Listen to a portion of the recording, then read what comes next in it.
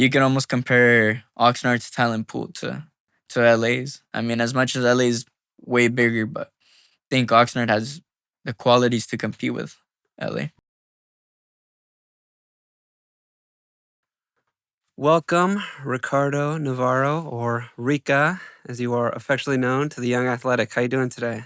Good in yourself, Patrick. I'm good. Thanks for coming on.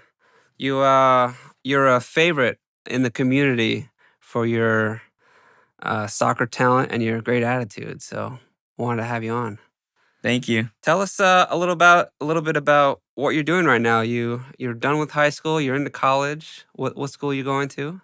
I'm currently going to California Lutheran University. That's where I want to develop a little bit more as a person.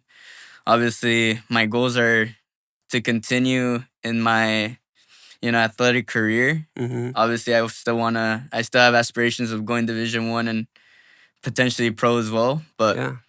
I'm currently going to Cal Lutheran, and that's where I'm getting my academics done currently. But I really do enjoy my time there. Have you decided what your major would be?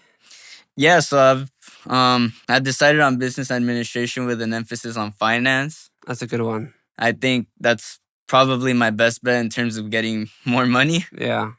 But Yeah. I've chose, I've had options like going into different emphasis points as well as management, or even, completely going a different route and going accounting. Accounting. Wow. Yeah. What they don't tell you, or at least what they didn't tell me, is that like different jobs pay different things, and finance degree will get you a higher paying job than, an English degree or something like that. Correct. So I wish someone had told me that in college. And you're still playing soccer? Yeah, I still am. I'm currently with U19 MLS Next team with Ventura County Fusion. Yeah. So I'm proud to lead that team out. I'm, the team captain. I love being in that role just because it gives me something to fulfill every game. I don't think the pressure gets to me. I actually enjoy that pressure, the added pressure that comes on with it. And, we just started our season. We're 4 games in. Our record is 3 wins and 1 loss. Yeah. But I think it'll be a very successful season. I think the boys are looking really sharp. I think some will hopefully be incorporated into the USL2 team at the end of the season. I think that's the goal for everyone, including myself. So yeah, I'm still currently playing. Have you been the captain of this team before, or is this your first year? I have been the captain of the team before. I think last year I wouldn't really say I lost that leadership role. I just, I was coming back from that hamstring injury Oh yeah. that I sustained. So it was a little bit harder to get on the pitch, tell the boys like, hey, let's go, like, come on. I was more of a leadership role outside of the field. I would say more on the bench. And I knew my role. I mean, I played a big part in us getting, to where we were last year as well. I would say off the field. And, the boys did their job as well. So I don't think this is anything new to me, I would say. I think it's something that, you know, I've brought with me over time, and now I'm trying to lead the boys who I'm 1 year older than most of them, so that's Yeah. kind of my thing right now. How long have you been with Fusion? I've been approximately there for, I believe this is my 7th season actually. So I've Yeah. been there 6 seasons, and then this is my 7th season so far. So what is that like? You 13? You 12? I think it was U12, and it 12? wasn't actually MLS Next. It was Development Academy. It was Right. DA at the time. So it's been a very long time.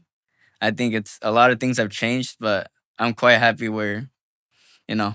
it's gotten me to. I mean, you guys have the best boys team around.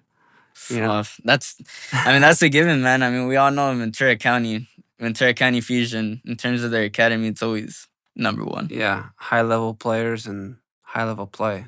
I think even the player pool, we don't just bring in players from Ventura.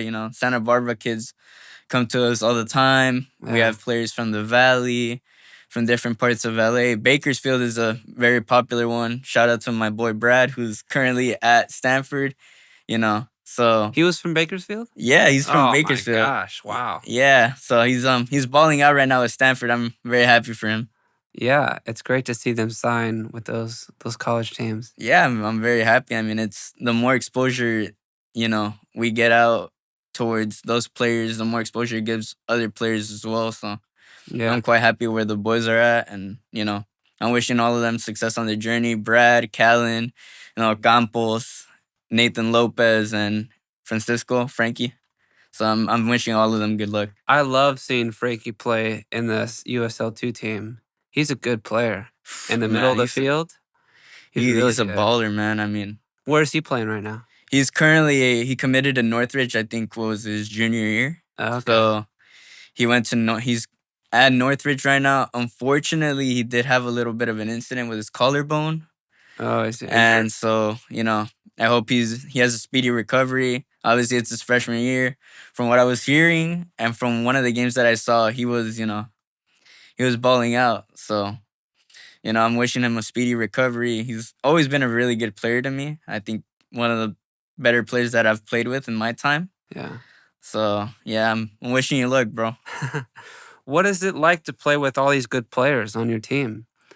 It makes everything so much easier. I Yeah. feel like, when you're surrounded with players who can play you quickly, one or two touches, or have the same confidence as you do, I think it makes everything so much easier. And I mean, at the same time, when you trust your teammates and, they trust you at the same time, I think anything can happen on the Yeah. pitch. You could be, maybe there's another team that's better than you, but if you're all conjoined together and you all have confidence together as a team, as a unit, I don't think any team gets near you. What do you think separates the good players from the great players or the elite players? Well, I would have to refer to my coach, Keith Costigan. I think he's always told us that the good players, they do it once or twice. They do good plays once or twice. But a great player, what separates them is having that consistency, showing up to practices, being professional, watching what you're eating, getting out there, getting your name out there. I think it's just constantly performing on a Mhm. daily basis and making sure that you're, you know, doing everything possible for yourself and for the team, most importantly. Yeah, sometimes when I watch like the championship in England, the second tier, Yeah. like they got sloppy touches. And it's like, oh, that's not going to work in the Premier League. That's why you're not in the Premier League because your first touch is too far, or your control is too far.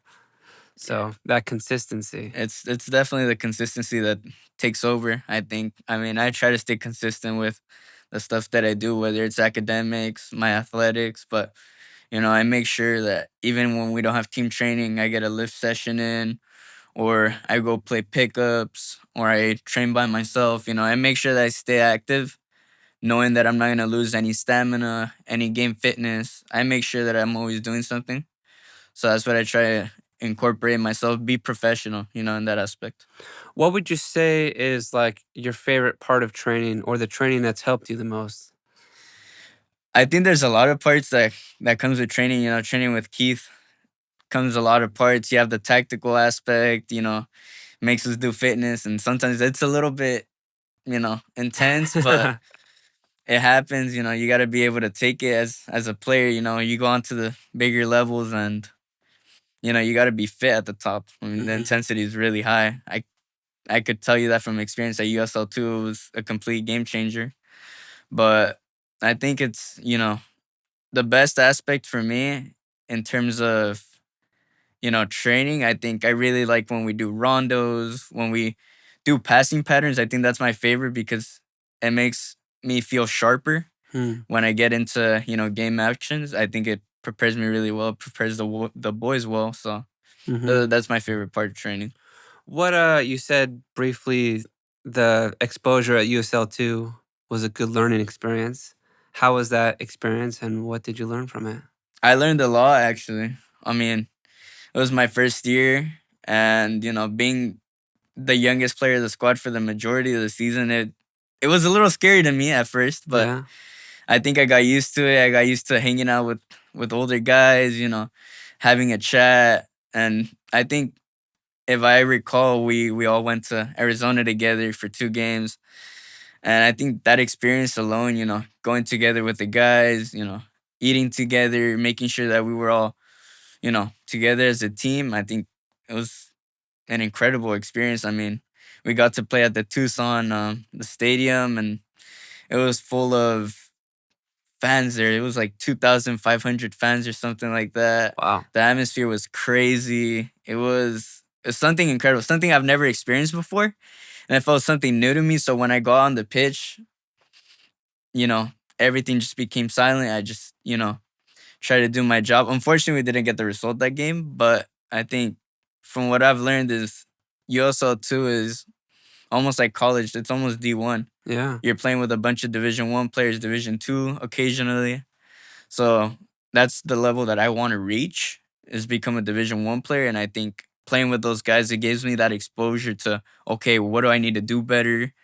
How can I be more intense in that, aspect as well? So I think it was I a great experience. I interviewed Booba. I don't know if you saw it, and he spoke very highly of you. You know, he thought you were a very good player and a good teammate. Yeah, I mean, Buba's man. Every time I would go into the locker room, I'd be like, he'd tell me like, Ricky, what's up, man? And I'd laugh. I love Buba, man. I Yeah. think ever since the first day that we got together in the team and the practices, he made me feel welcome. He made me feel a part of the team, and I think that's something that he has. He has leadership. He has a great quality. So I look up to him a lot. I look up to him as a player. On the ball, the guy, Yeah. the guy just dismantles you. I mean, you can't really take the ball off him. He's always with his arms up. I think that's something that I've learned from him. But I've learned quite a lot of things, and I mean, now looking at him at UCSB, I wish him luck, Yeah. especially coming up his rivalry game tomorrow. So Oh yeah. I'm wishing you the best of luck, Booba. I hope that you guys win. I know that I got some other boys on the Cal Poly team, Boxy, and those guys. So good luck to all you boys. Yeah. It was fun to talk to him. He's got a pretty cool story too. You know, a lot of the players they've got great stories because they're just great players and uh, fun to talk to. What was it like traveling with that team? I think traveling, it was always funny. We were mostly, you know, horsing around with each other. Not obviously like by horsing around, I mean like we were just playing around, maybe nitpicking each other's hair, or doing the typical stuff that you would do as a teammate Yeah, having a good to time. have a good time. So I think I always had a good time whenever we traveled. And it's funny because I usually enjoy the home games a lot, but I think what really made my season like the overall highlight of it was traveling with the team, getting those experiences, coming back all together on a van. I think that sums it up for me. Yeah, I remember when I was in college being in the van and traveling together. And we traveled with the girls' team too. We just took one of those big charter buses. Okay. So we drove, 5, 6 hours together. But it was always fun to be, on that bus. Yeah, it definitely is. I mean, you get, like I said, it's the full experience. You're there with the coaches. You develop a good relationship with the players. You joke around about, saying like, "Oh, my school's better than yours. Oh no, we're gonna beat you this season. You guys are gonna be terrible." So that's what the guys were talking about, and I got a little overview of what how to communicate with teammates a little bit more. I think that's something that I sometimes lack in. Hmm, So I feel like I also got to, be myself a little bit more, communicate with them over time, and I think that really helped me. that's good.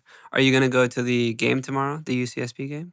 I actually want to. I'm considering it a lot, especially because I do have a game in the morning Hmm. against LAFC at 9 in the morning. So that's gonna be an interesting game. I hope we win. But I do want to go to the UCSB Cal Poly game just because it's two schools that are, big rivalry, Hmm. good atmosphere. And obviously, I'd want to see Joaquin, Buba, Boxy, all those guys. I'd want to see all of them. Yeah, that'd be fun. Uh, you mentioned the game against LAFC tomorrow. Are they one of the tougher opponents in the league?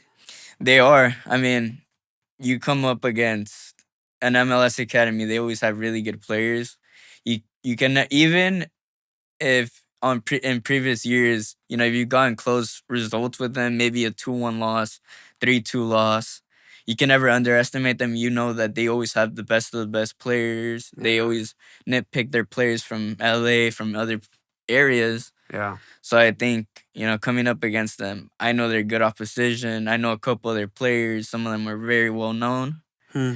And yeah, I think we can definitely win. I think like I said, we have a very solid base of 2007s that are still in the team. I'm 2007 myself. We have an '06 on the team, Freddie. So, that leadership with the '08s, the new ones that are incorporated into the squad, I think, we can give them a little taste of how close the game can be. And I think we can definitely win it tomorrow. Are you still playing on the wing on the right side? Or are you in the middle now? I'm actually, this season, I've been playing left winger. Okay. I think, it's a little bit awkward just because obviously I like to cut in on my left and shoot. Mm-hmm. But I've gotten back to being more of a traditional 1v1 winger again. I think over the course of last year, I think the second half of last year, I was more of a striker, more of I would say like a drop in nine. I wasn't really like a post nine, like a Yeah. just hold up the big defender.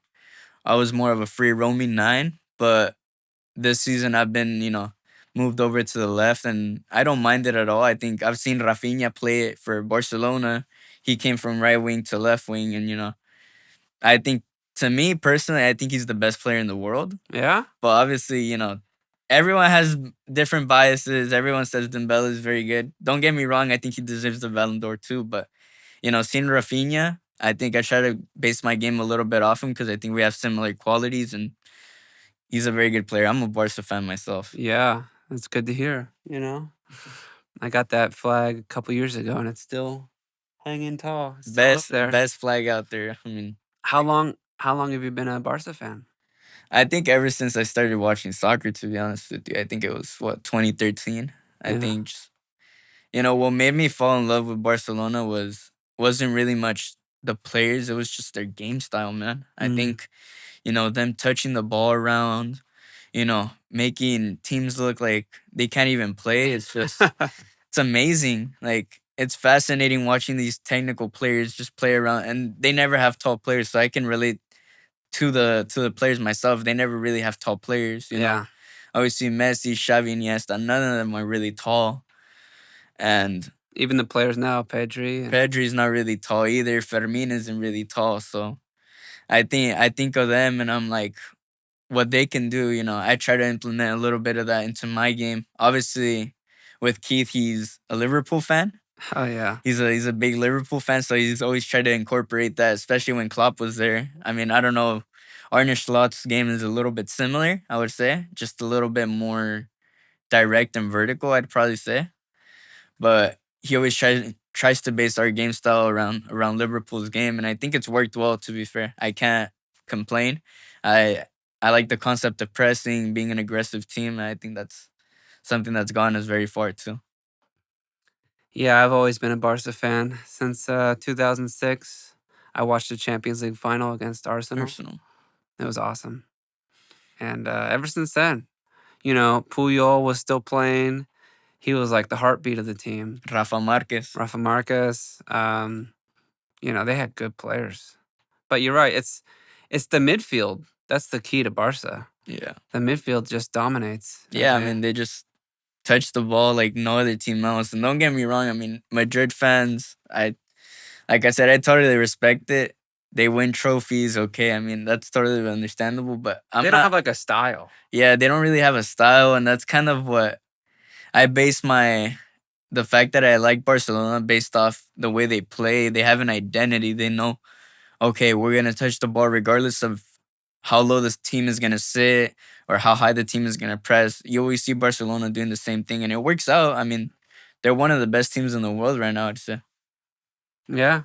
Rafinha, Yamal, good players. Really good players. I look up to all of them. So you think Rafinha is the best over Dembele and Yamal? Well, I would actually put him on par with Dembele. I think him either or whoever won the Ballon d'Or would have been like it's fair. Mm-hmm. I do, however, think Yamal shouldn't have been handed second. I think that's a little bit controversial. I think he should have been handed maybe fourth. I still think Vitinha and Salah had a better season than him. But Has Rafinha, Salah won it? Salah has never won it. I think the highest he got was actually fourth place. but I think he's gone fifth as well. Hmm.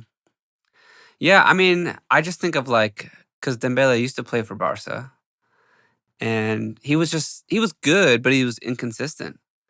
You know, he wasn't ever the best player, but obviously Messi was still there, and you know, I think, I mean, personally, the reason why Dembele was inconsistent was his injuries. I don't think, and I wouldn't, I would say I would fault Barcelona a little bit for that, hmm, just because I don't think they knew how to manage his physical, presence. I don't think his hamstrings have always been the problem. hmm, And I think that's a big like thing that you need to have in soccer. You gotta have strong hamstrings. I mean, me and myself, I pulled my hamstring a couple times, and one thing I learned is for you to be quick like Dembele is and stuff like that. And I feel like I'm quick myself. well, yeah, I think lightning fast, Mika. I think you gotta have strong hamstrings, and I don't think Barcelona ever really gave him that stepping stool or even Hmm, the help that he needed. Now that he's at PSG, I mean, he's a completely different player. he You see is. him pressing the whole game. It's incredible what Luis Enrique has done to completely transform him, and now he's a Ballon d'Or winner. So Yeah, that's crazy, man. Champions League winner, Ballon d'Or winner, pretty good career. I'd say so overall. I Yeah, think overall, anybody would take that career. I would. Yeah, I would. I definitely would. I mean, you're you know everyone calls you a flop, 130 million pound flop. Hmm. They call you a flop, and afterwards, you go on and become the best player in the world. I mean, that doesn't happen overnight, so I gotta give him props for that. I think Dembele just, like I said, I've always really liked this game, especially just because he's both footed. Like, he's able to hit it with both feet, Yeah. and you can never tell which is his strong foot. He claims that his left foot is his strong foot, but you always see him hitting penalties with his right. So it's like, well, what's your strong foot? How's your right foot? I know you're left-footed. Well, I would say my right foot's pretty good Yeah. to a certain degree. I try to use it as much as I can. I mean, I'm always joking with Coach Rudy. He's all like, "Your brother uses his right foot way more than you do. You never shoot." I'm like, "What do you mean?" And I started telling him like 2 years ago when I scored like 23 goals in MLS next season. I actually scored more with my right than my left, Wow. surprisingly. I'm like, if that doesn't tell you that my right foot's at least decent, I Yeah. don't know what will. I have a theory that left-footed people are better with their right than right-footed people are better with their left. You You know know? what? Because you don't see a lot of right-footers using their left. I actually think it's the opposite, You think man. it's the opposite? I think right-footed players are very good with their left, and maybe this is a little biased just because I'm comparing the two best players in the entire history. But you have Cristiano Ronaldo who's right-footed, but his left foot, I mean, his left foot's really good too. But then you have Messi, who's my idol, by the way. I think he's the best player in the entire history. But his right foot, as much as he can finish, I don't think he can play probably a 50 or 60-yard ball. Hmm. So I don't know. I mean, That's a good point. That's a good point. I never thought about it that way. Ronaldo's probably better with his left than Messi is with then his Messi right. with his right. I definitely think so. I mean, Ronaldo scored a lot of goals with his left. Okay, so this Messi's left foot or Ronaldo's right foot? Oh, Messi's left foot. I mean, Yeah. come on. Not because I'm left-footed myself and I base my game off Messi as well, but I think the things that he does with his left foot, it's magical. I mean, I don't think that will be repeated again. Everyone can say, "Oh, Maradona, oh Pelé, oh Ronaldinho." I never grew up watching those players. I don't know. I was born Yeah. in a different era. Yeah. I only know Messi. But if you had to tell me, "Oh, compare a left-footed player to Messi," I'd be like, "There's none." I don't Hmm. think there's any player that can do the things Messi has done with his left foot. The closest thing that you could probably see right now is Yamal, and I don't even think Yamal's on that level at all. No, he's quick. He's strong for sure, but not like Messi. Um, who's the second best left-footed player? I'm trying to think. There's quite a lot.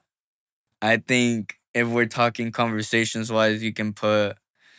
I think Robin, Oh yeah, Arjen Arjen Robben. Robin was definitely one of those. I think. now, I mean, through his credibility of, consistently ranking high, him in the Premier League, I think you got to give it a Salah as well. Salah is good. Yeah. Salah is really good.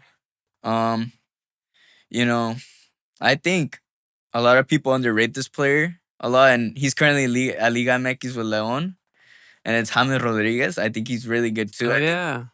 his left foot is really educated. I think he's got a great left foot on him as well. So I say those three players are probably the closest thing that I could see to Messi, or being at least the second best left-footed player, at least from what I've watched. They all play a little bit different than Messi. I think Robin probably plays the closest to Messi. Well, I would say James Rodriguez does, just Yeah? because he's more of a but he's a midfielder though. right winger / 10. Yeah. Messi's kind of transitioned into that position a little bit now. He still does play off the right, but I think he comes in a little bit more. He kind of has a free roam play style now. Yeah, I mean, And I think they just give him that freedom. I think Mascherano just gives him that freedom. So I think he's had that freedom for a couple of years. yeah. So I mean, like I said, it's a joy to watch Messi play. Have you seen him in person? I've never seen him in person. I hope to before Yeah. he retires. I mean, I Yeah. know. I think 2026 World Cup is probably gonna be Oh yeah. his last run on the international stage, and then he's got one more MLS year after that, and I think he's done. I was fortunate. I saw him. He came to the Galaxy, played against the Galaxy like at the start of the season or something, and I went to go see him play. Yeah, I mean, He scored at the very end, give and go with Jordi Alba. those guys are always linking up. By the way, Yeah. I think what was it? Maybe 2 games ago, they gave each other an assist to each other, and they both scored. So it's crazy. You have a left back dominating and scoring a bunch of goals, and then you have your right winger as well. I don't think you really see that in modern football. Do you did you see Danny Alves play with Messi? I did see. Because they Yes. play similar, like a lot of give and goes, a lot of combinations together. Yeah, I mean, I've seen it. Like I said, I grew up watching Barca play, but even the times that I wouldn't be able to watch the games, I'd watch them over highlights on YouTube, and Yeah. I see so many compilations and stuff of Messi, and I was just playing 1-2, 1-2, 1-2 around the defenders, making them look like clowns. And that's something that's like, not every player can play 1 or 2 touches as well. Everyone says, "Oh, he's a professional player" and stuff like that, but But even the pros. yeah, even the pros have their struggles. Yeah. Yeah, I mean Messi's touch is can't get it off him. I think Mahrez has the best touch as a left-footed player. Yeah? I think he has a better touch than Messi. A better touch than Messi. He's got a great first touch. I can picture him controlling that ball. Yeah, I'd say first touch wise, I wouldn't. His left foot, obviously not, but I think he's got the best first touch I've ever seen. It's pretty smooth. It is. But, he went to the Saudi League, I think. Yeah, I don't know if that was a good idea, but No, a lot of people are leaving early to go to the Saudi League. A lot of money there. yeah, I don't know, man. I mean, Saudi League, I think it's okay if you're older, but if you're Yeah. younger, I mean, you're really not doing any justice to your career, especially if you're kind of one of those gems. I think a great example of that would be Gabri Vega, and he went from Celta de Vigo to Al Ali, I believe, and after that, I think he went there for 2 years, and after that, he just recently joined Porto. Hmm. So I think that's great for him because he only went there 1 or 2 years of his career. He's still young, Yeah. and as a soccer player, most of us think like, it's about what club I play for that represents me most. But at the same time, it's like some players live through poverty. You know what I mean? They want to secure their financial status and their families for generations to come. So Yeah. I think I could understand that them going to Saudi. What's your dream team to play for? Would it be Barca? I would say Barca. Yeah, Yeah. I think playing at that new Camp Nou Mm-hmm. in front of 100,000 fans, playing in a Champions League match. That's against Madrid. Who knows? Have you guys, like, as a team? I know sometimes club teams travel to Europe and play those kinds of exhibition games. Have you done that? I've never had that experience with this team. I Okay. never got to experience that, unfortunately. I think it was a couple years ago. I know Amo was me and Amo were talking one training session, and they were thinking of trying to, go to Europe during Mhm. the summer, maybe England. I think that's what he was telling me, Mhm. and looking into playing some academies. Unfortunately, I think it was COVID year. Oh. So as soon as he was talking about that, COVID hit. Obviously, the restrictions got. Where were you a freshman? I think I was either. I think I might have been in 8th grade. 8th grade? No, if it was pre-COVID era, I was 7th grade. And I think after COVID kind of died down a little bit, I was at the end of my 8th grade year. Okay. Did it make a big difference to you to sit out that school year and work from home? Or I don't school think from so. home? I've always been kind of a disciplined person Mhm. when it comes to my academics. Keith would know this because he actually made fun of me for, almost missing out on the Orange County game that we just played through my academics. But I do put a lot of emphasis there. I don't think That's good. COVID really impacted me. I think I've always been smart. I'll say that right now. Like, I'm not trying to gas myself up or anything, but I've always been a smart kid, a smart person. What's your So favorite subject? math. Yeah? Yeah, I don't think a lot of people would agree with me, but math is my favorite subject. Yeah. What is it about math that you like? I just like numbers, man. I mean, it's just, Yeah? adding them up. I took AP calculus my last year of high school, which was obviously last year. Did you And take the AP test? I did take the AP test and I passed it with a 3. Nice. It had I think it was like 50% pass rate for the entire country. So, I'm in there. I do my best in each subject, by the way. I don't just do really good in math. I try to do my best in every subject. I think it's important to be an overall good person Mhm. and have that general education. Have you had some good teachers? Yeah, I would say so. I think my favorite teacher of all time was probably my AP Spanish teacher. I think, I like to speak Spanish, so I'm a fluent Spanish speaker. That's my first language. So I always had good conversations with him. I go for Chivas de Guadalajara from Mm. Liga MX, and he goes for Club America, which is the rivals. Right, right. And so we always had debates and stuff like that. But he was always really relaxed about my work, me getting it done. He always, he rushed us in a way, but I never felt rushed. I felt like he explained everything well. I had a good, I had a bunch of good classmates there too. Was that So your senior year it was my sophomore year, or your actually. sophomore year? Yeah, that was my first AP class. And then I've also taken AP pre-calculus, AP English language and composition. And then my senior year, I took AP calculus and AP government and politics. Wow. Did you take all those tests too? I actually didn't, and there's a funny reason to it. Um, so because of the MLS next season, we obviously have 3 different showcases. Mm. And there's one in December, there's one in May, and there's one in June. And so the May one, because the AP tests are in May, they conflict with the scheduling of that showcase of the MLS next play for to qualify for playoffs. Mm.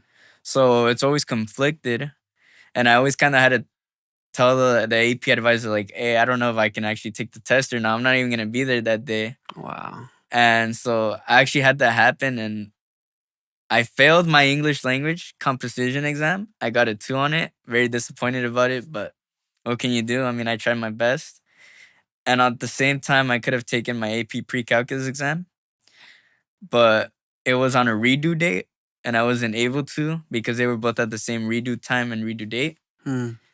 So I mean, I I think out of the 5 APs that I took, I only took 2 AP exams. Wow.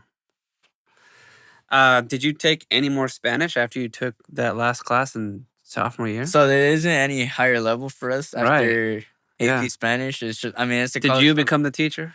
Honestly, I think it's not a bad career if you're, someone who really enjoys Spanish grammar, giving them lectures. I don't think it's a bad career at all.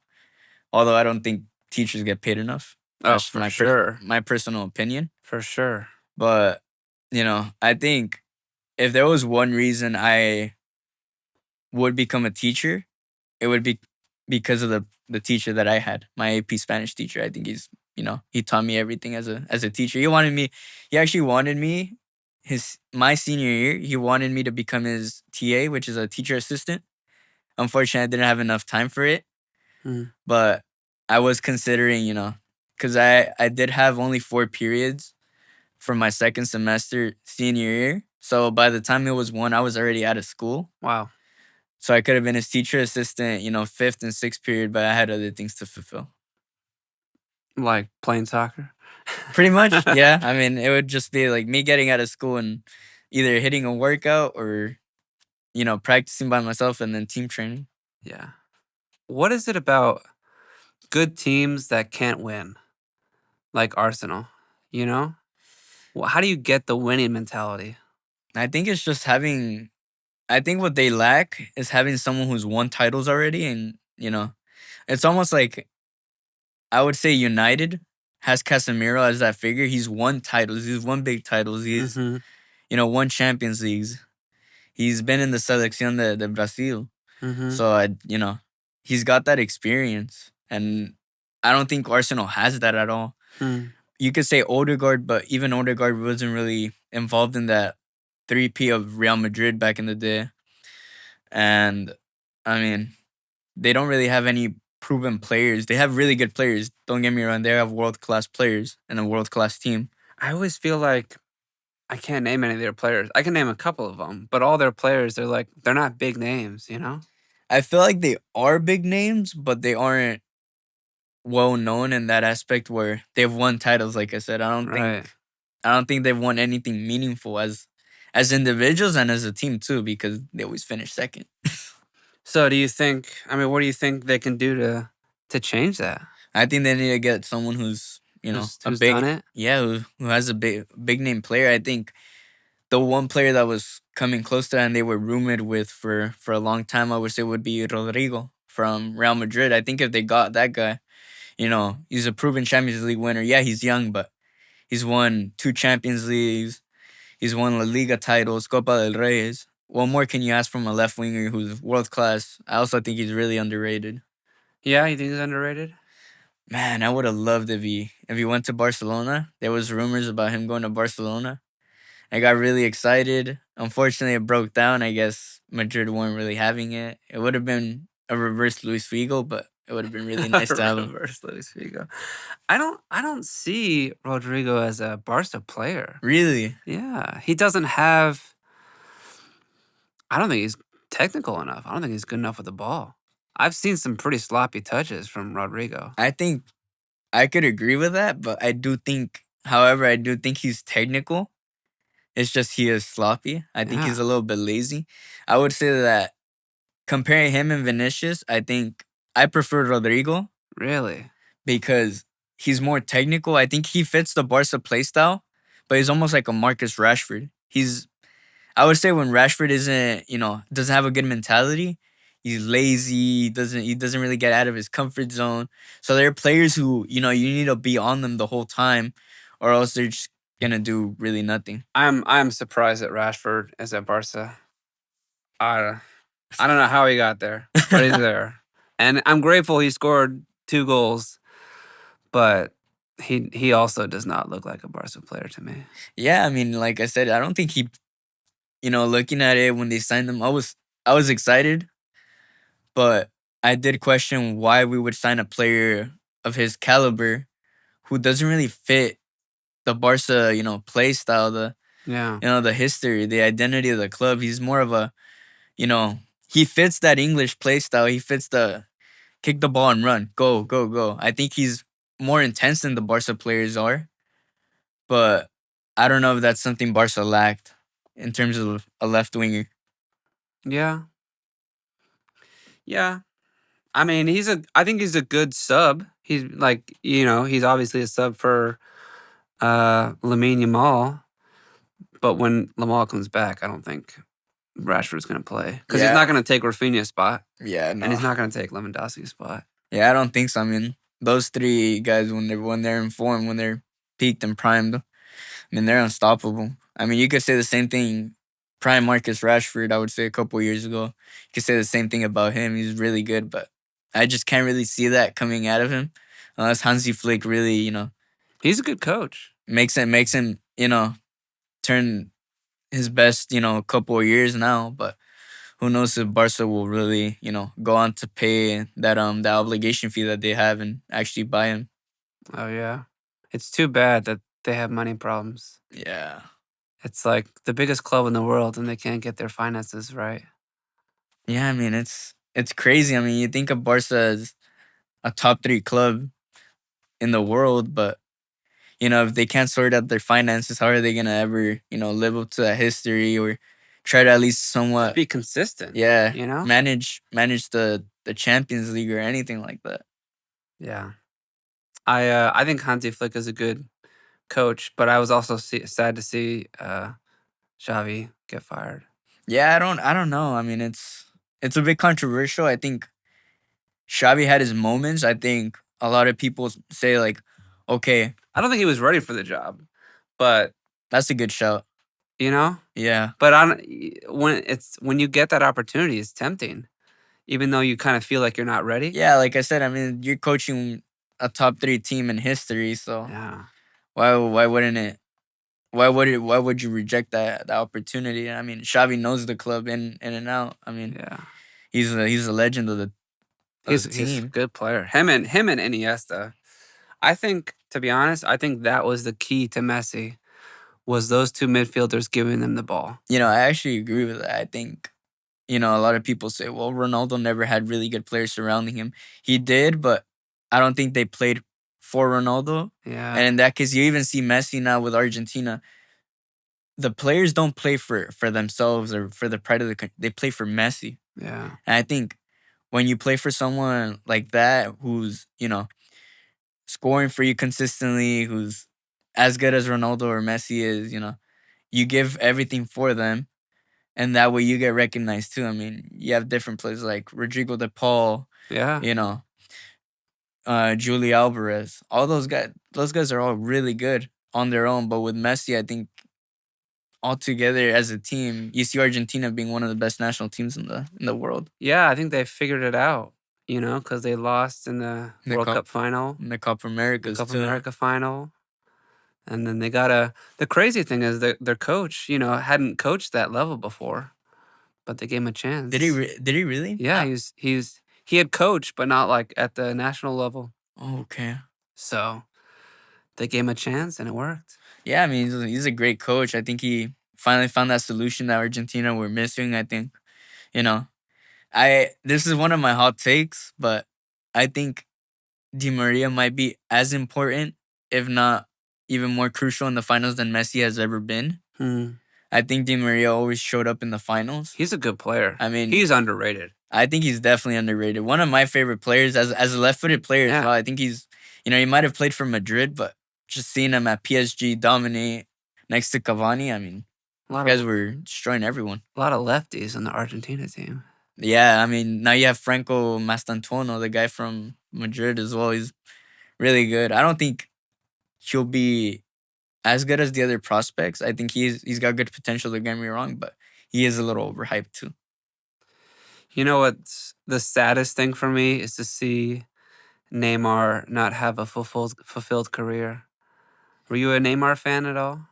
I I think if I was to tell you the truth, I think Neymar's actually my second favorite player over Ronaldo. Like I said, Messi's my favorite player, but I prefer Ronaldo. I prefer Neymar over Ronaldo.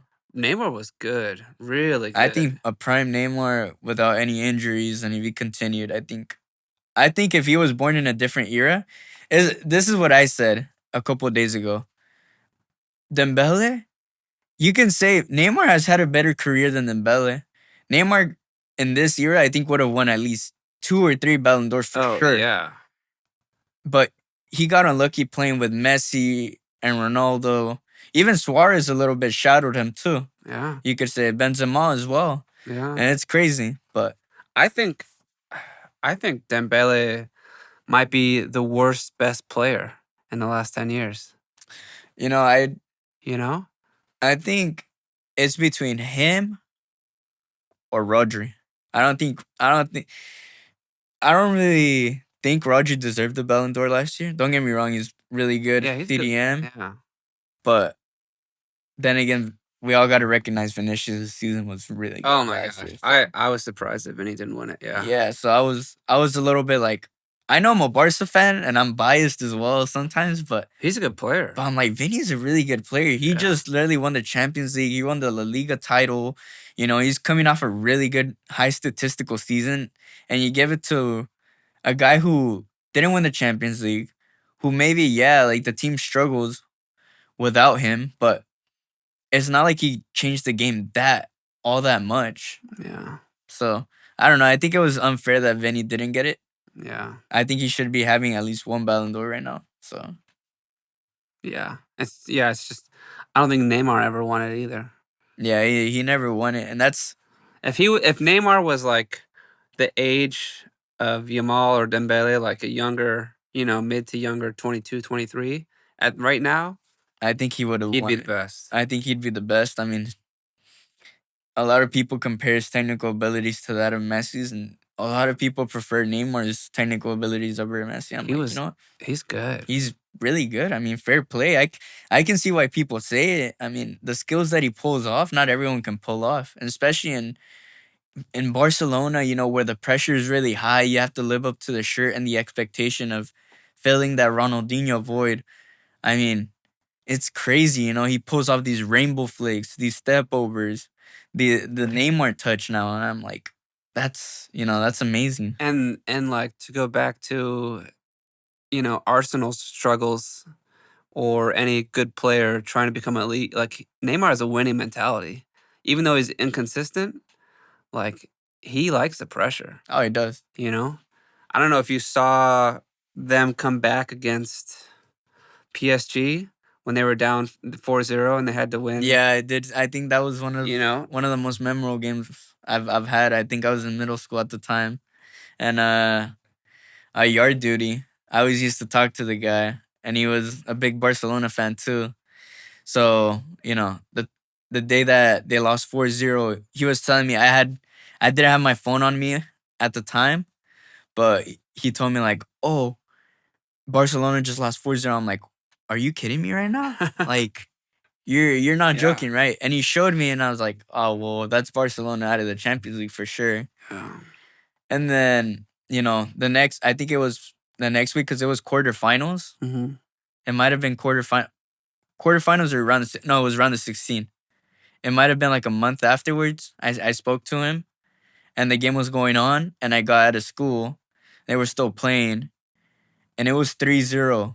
Barcelona were 3-0 up and I was like, "Oh, let's go. Come on, come on, come on."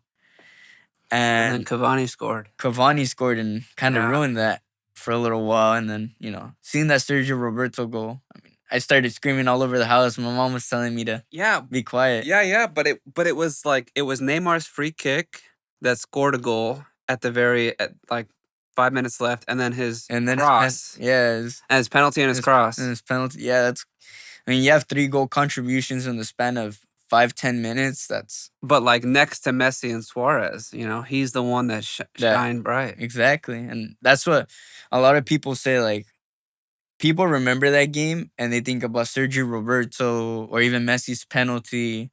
I'm like, do you know what Neymar did in that game? Yeah. He pulled something out of his back, completely carried the team the last 5 minutes, and he pulled a miracle out. Sends a beautiful cross with his left foot, by the way. He's right footed. Yeah. So he sends it with his left foot. Perfect cross. And all Roberto has to do is just tap it in. And I mean, what more can you ask from a player, you know? I love watching Champions League. I think that's the best soccer to watch. I think so too. I mean, I watch Champions League all the time. Sometimes during the classroom when I was in the classroom in high school. I mean, Oh yeah. we weren't really able to like watch it. You know what I mean? Like, cause the teachers always had like us on some type of like monitor thing and stuff like that, and we would never be able to open up like the game. the game. I'm like, Yeah. whoa. I remember talking to my players, and they're like, some of them were able to watch it. Yeah, I mean, They were watching it in class. yeah, it's like sometimes you gotta sneak it in. Let's say you're in the middle of English class and you're doing an essay. That was me. I was doing in a middle of an essay, typing an essay, and I was watching the Champions League game at the same time, and the teacher was just walking around. I'm like, I don't care. I mean, Yeah. it's Champions League, man. Champions League. It only comes with once a year, Yeah. I'm excited to watch. The next round is this week. Yeah, I know. I mean, I'm hoping Barca beats PSG. I'm hoping. Yeah. Yeah. Anything else you want to talk about? We've been talking a lot about pro soccer. Do you want to talk anything more about yourself? And Well, I mean, I would say it's just pretty impressive that I have the community behind me. I think when you mentioned it, it made me feel happy and stuff like that. So I thank everyone who supports me on my journey as well. I'm still a growing player. I still have aspirations and goals. Even hopefully, if I become a pro, I'd like I said. I mean, you gotta have aspirations and goals your whole life. When you become a pro, you got to come back and do the podcast again. Oh man, for sure. I mean, you gotta come back to the roots regardless. You gotta stay humble. I think that's one thing that my parents have always taught me is be humble regardless of where you are. And they've always ingrained that in me. So I'm thankful for my parents and my siblings too. They've always kept me humble, ground to earth. And I never deny the fact that I've had people come up and tell me like, oh, can I get a picture with you, or can I get your signature? It's like, man, that's amazing, like it feels awesome. Yeah. Like it's not every day that it happens. So when people do, come up to you, or even the kids after USL 2 games and stuff like that, and they ask you for that, I mean, what more do you want, man? It feels like you fulfilled something that you've been long waiting for. Yeah. You reached the part of the goal. Part of it, exactly. Part of And the it's like, that's only semi-pro. Imagine, playing at the professional level, or, Division 1. I still think Division 1 is higher than USL 2 in terms of that, the levels. But, it's crazy. People come up to you, they ask you for pictures. You're treated like someone's idol and stuff like that. So soccer's becoming more and more popular, When I was growing up, it was nothing like this. Nothing like this.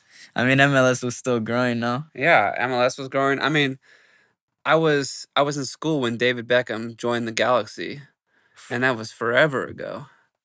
And I was always surprised because he left Madrid pretty early in his career to come over, and he signed a big, I think it was like 150 million for 5 years, and that was like huge at the time. But he also got the rights to own a team. Well, yeah, now he owns Inter Miami, so I'm like, it all worked out at the end. It's a good business decision. Yeah, I mean, he's very financially, he's secure. He's very good. Him and Victoria Beckham, they're completely fine. I mean, yes, I think they're fine. Yeah, I mean, it's like I said, it's cool. I mean, being part of the soccer community is something that I never want to leave, regardless if things don't work out, injuries wise, or I just never got the opportunity to play a higher level. I think you'll get it. I think you'll get it.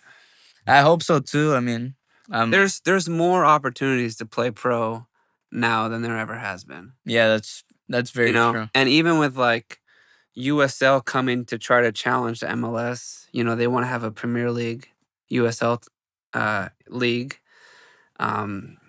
Mikel, you remember Mikel from last season from Fusion? I don't recall. Well, he was a midfielder that played for Fusion in the USL 2 team, and he plays for Memphis, which is a USL team. Okay. USL championship team. So, MLS, USL, it's coming. Everything's coming. It's coming. And right now, locally, I mean, you have Santa Barbara Sky. So the Sky's coming it's too. It's something new. I mean, I've been talking to Rudy, Coach Rudy, about it. And, I'll try and see my possibilities of maybe getting in there. And yeah, they're going to need players. They're going to need players. So, just imagine a local boy from Ventura County, going out to play for, maybe it's a bit of a rivalry, obviously, in Team Ventura and Santa Barbara, but it's 805 at the end of the day. You're Yeah. together, one as a unit. So I'd love to represent my community, especially the ones in Oxnard because that's where I'm from. Hmm. I'm from Oxnard. I was born in Ventura, but I'm, I'm Oxnard, basically born and bred in a way. And I think, representing your community is the best thing you can do, Talk, giving back. talk to us a little bit about the community of Oxnard and soccer culture. Well, I mean, I grew up, playing Saturday and Sunday league. So, it's, to me, I still see from time to time, I still go over and see the kids playing, Saturday or Sunday league. I go watch them play, you know, and it's fun. I mean, you see all the parents, screaming, crying, throwing hands because they're all like, Throwing like hands. referee, like, come on, it's a foul, like give him a Yeah. kid. And I mean, Yeah. everything's funnier in Spanish to me. Yeah. So I find that, I love the community there in Oxnard. And yeah, maybe I could say sometimes I feel like Oxnard in between itself, we're envious, but it's because we have so much talent there. There is so much talent. There's so much talent in this Ventura County area, and especially in Oxnard. I think it's you can almost compare Oxnard's talent pool to LA's. I mean, as much as LA's way bigger, but I think Oxnard has the qualities to compete with LA. Well, we'll find out tomorrow when you play them. Yeah, I know. Like I said, I mean, I'll keep you updated on the score, but I fancy our chances against LAFC. I mean, I think LAFC are they're a great academy. They always have great teams, but I don't think Ventura County Fusion is that their academy is that off the level either. Yeah, good players here. All right, Rika. Well, I appreciate you coming on and, sharing yourself with the community. That's what this is about. It's about telling the story of the 805. Yeah, I mean the 805. Like I said, it's It's an a honor. special place. It's a special place. It holds a lot of history, a lot of pride, A lot of talent. a lot of talent for sure. I think even like I said, academically and athletically, I think we have a lot of good athletes coming out of here. Not even just in soccer, you have boxers as well, Football players. football players too. The Pacifica football team Yeah, doing really well. yeah. I mean, I have a lot of I know a lot of people that play different sports and they do well here in Oxnard or even Ventura. So Well, bring them on. We'll yeah, talk to them. yeah, I definitely will. But like I said, it's an honor to be here and give a little bit of my info and my insight on how it is to be at the level, how it's like, and almost tell the reality of it as well. Don't just be, try to be as transparent as possible to your community. I think that's what I try to do. I don't, sell fake dreams or promises or tell them like, oh, like you go here, you go there, you're gonna make it professional. No, you gotta work hard, man. You got to work hard. Well, we'll leave it at that. Again, thank you, Rika, for coming on, and good luck with your game tomorrow and the rest of the season. Thank you again, Patrick. I appreciate the opportunity to come on the podcast, and it's an honor to speak my story, and we'll see where it goes from there. Well, good. Come back anytime. I will. Thank you. Thank you.